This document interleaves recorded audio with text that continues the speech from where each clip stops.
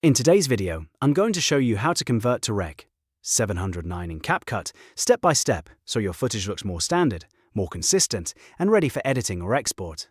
This is especially useful if your video looks washed out, too flat, or isn't matching the color space you want for regular SDR delivery.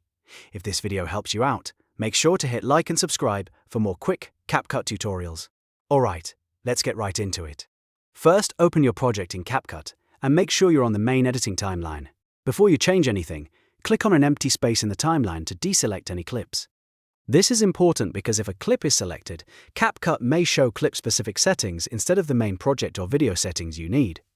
Once nothing is selected, look over to the right side of the screen and open the Basic or Video Settings panel. Depending on your version of CapCut, this panel might already be visible, or it may appear after you deselect the clip.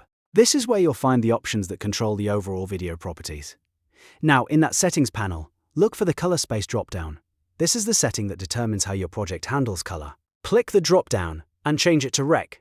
709 SDR.